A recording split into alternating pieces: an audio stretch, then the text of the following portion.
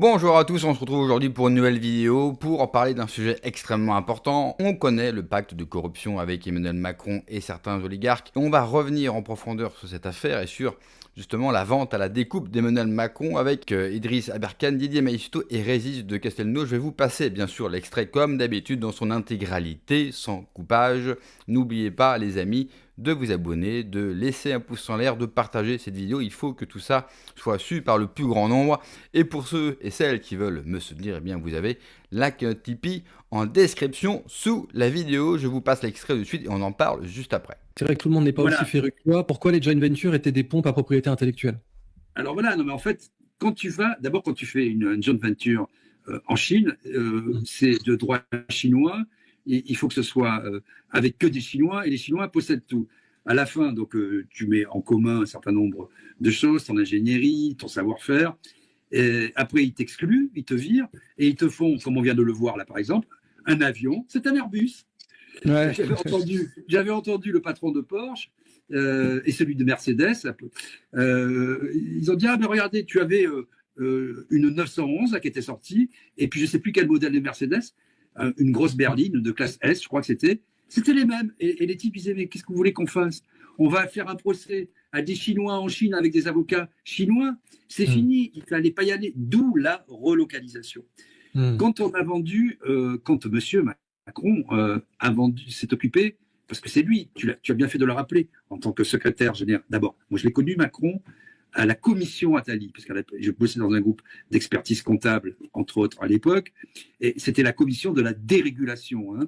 C'est-à-dire, en fait, tout était là, ils allaient mettre à plat tout ce qui marchait bien pour foutre le bordel en France, et c'est là que sont intervenus les Uber, c'est l'ubérisation totale de la société. Et il y a beaucoup de chefs d'entreprise voyous que ça intéressait, de perdre les droits sociaux, de les gens qui étaient dans des sociétés qui étaient régies par des ordres professionnels, des conseils de l'ordre, etc.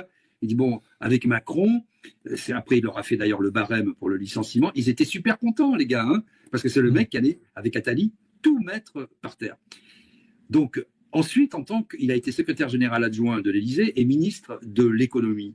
Et il a pu mener à terme un certain nombre de process qu'il a démarrés dans l'idée à la commission Attali, formellement en tant que secrétaire général adjoint de l'Élysée, et il les a signés en tant que ministre de l'économie à Bercy ou président de la République.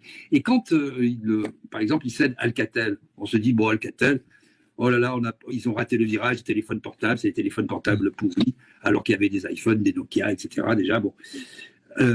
C'est 80%, et c'est Olivier Marleix qui le rappelait d'ailleurs, 80% de l'Internet transite par des câbles sous-marins d'Alcatel. 80%. Ah ouais, c'est ça, en effet. C'est pas n'importe quoi, Alcatel. Ouais. Donc, si tu vois et c'était les champions des commutateurs, je ne vais pas rentrer dans le détail.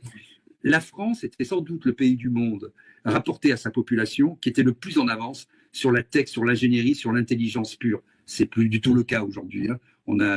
On produit plus d'ingénieurs, on produit plus rien. C'est la start-up nation. C'est-à-dire des gamins qui font des écoles de commerce.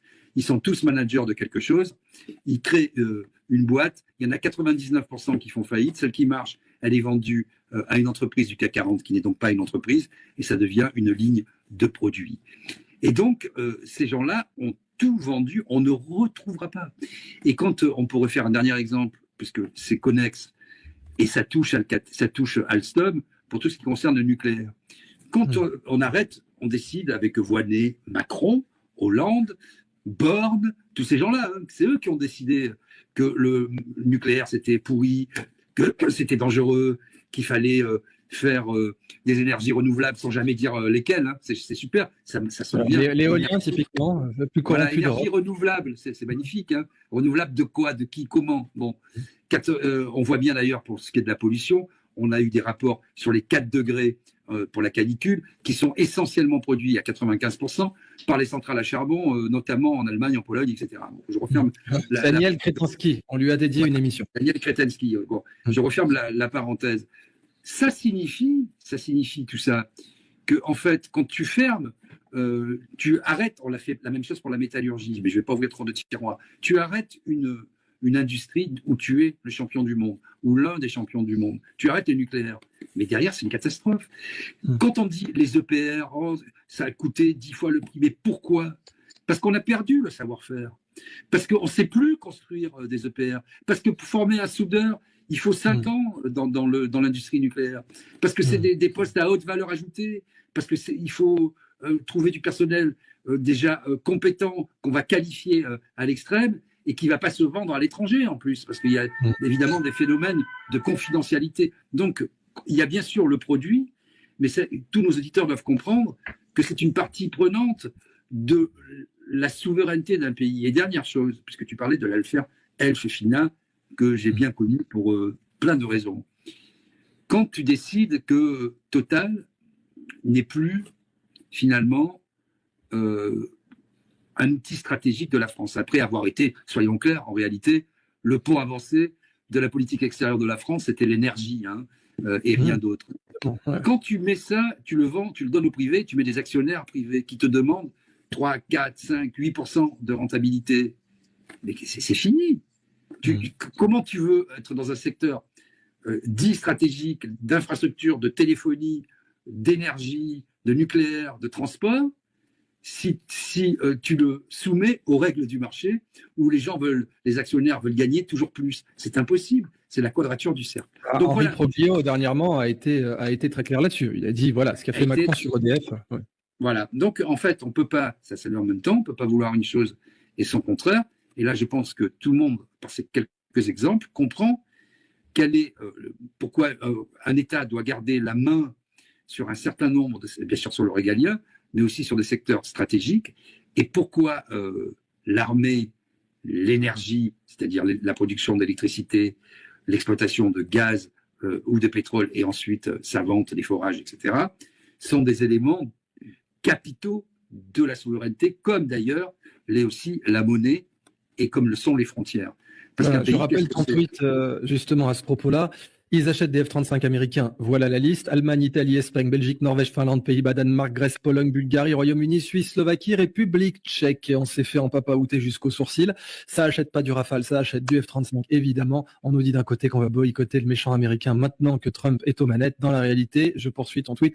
Cet avion de chasse produit par Lockheed Martin, dont Vanguard, BlackRock et Morgan Stanley sont les actionnaires, est le seul capable de transporter les bombes nucléaires américaines B-61, essentielles pour le parapluie nucléaire de l'OTAN. Alors, mesdames et messieurs les journalistes, si vous pouviez arrêter de vous pâmer devant le petit instable de l'ambiguïté stratosphérique, ça, c'est Macron. Son chef d'état-major Playmobil, ça, c'est Burkhardt. Et son garçon coiffeur à lunettes atomiques clignotantes, Keir Starmer, ça vous éviterait de passer une nouvelle fois pour des cons avant ce 14 juillet qui s'annonce ensoleillé. Je voulais quand même rappeler cette belle déclaration que tu as faite, Didier. Je te laisse conclure avant de rendre la parole à Régis. Oui, eh bien, on se rend compte en fait que ce que fait M. Macron, demain, il va sans doute dramatiser. Il a commencé à le faire, dire il faut sacrifier notre jeunesse pour la patrie, parce que la Russie va nous attaquer.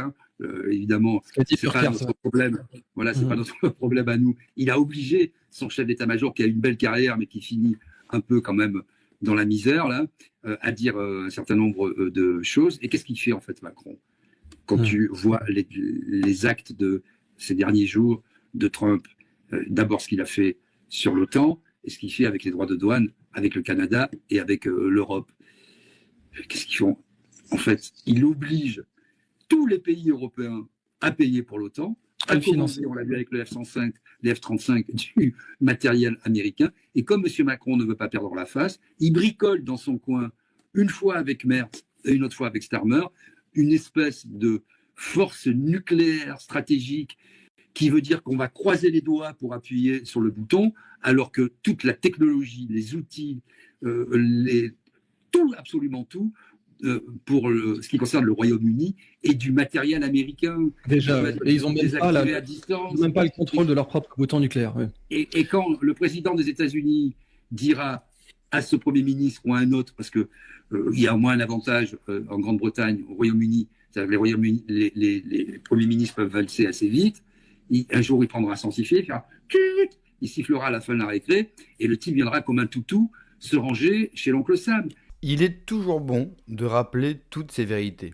Pour revenir au début de leur propos, ce qui est dingue avec la France, c'est que malgré que tout est vendu à l'étranger, et principalement rachetés par les Américains. Malgré ça, malgré que l'État ne planifie plus rien, malgré que nous avons une élite qui revend tout notre savoir-faire, malgré tout cela, eh bien la France reste dans des domaines leaders. C'est qu'on continue à avoir des entreprises qui font des merveilles, sans aucune aide de l'État.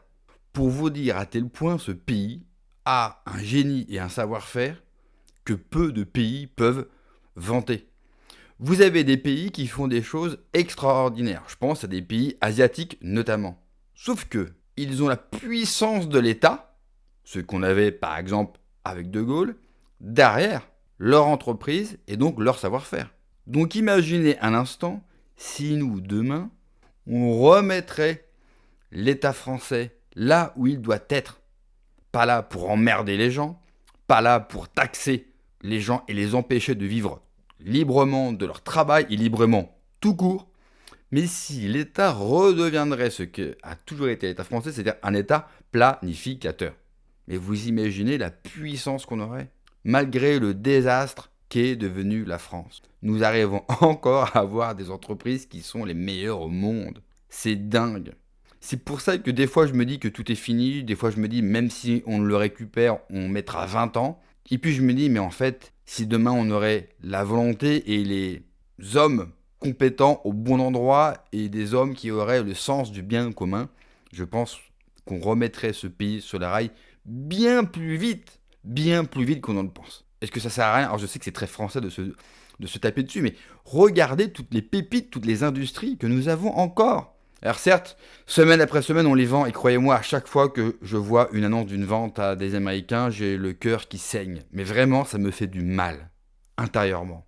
Mais je me dis que si demain on remet des billes, qu'est-ce qu'on va dominer? Qu'est-ce qu'on va dominer? Il n'y a pas un seul pays en Europe, pour prendre nos pays voisins, qui peut rivaliser avec le nôtre. Et ne me parlez pas, s'il vous plaît, de l'industrie allemande. On est, si on le veut, bien supérieur aux Allemands. Donc ça doit nous donner et nous rendre un petit peu d'optimisme, même si je sais que c'est difficile. Il faut absolument que tout ça soit su par le plus grand nombre. Partagez cette vidéo. Et je dis pas ça parce que c'est la mienne. Les autres vidéos qui parlent de ces sujets-là, il faut également les partager. Le génie français, c'est pas juste une expression qu'on a inventée pour se faire plaisir. Le génie français est une réalité. Et si demain, on le finance et on est derrière ce génie qui nous appartient à nous, peuple français, eh bien on pourra remonter la pente bien plus vite. Mais pour ça, il faudra mettre fin à cette élite qui s'accapare notre savoir-faire et qui le vend. Il faudra aussi bien sûr les juger un par un pour haute trahison envers l'État. Merci d'avoir regardé cette vidéo. Prenez soin de vous. N'oubliez pas le pouce en l'air, le commentaire, le partage. Que Dieu vous accompagne. Ciao.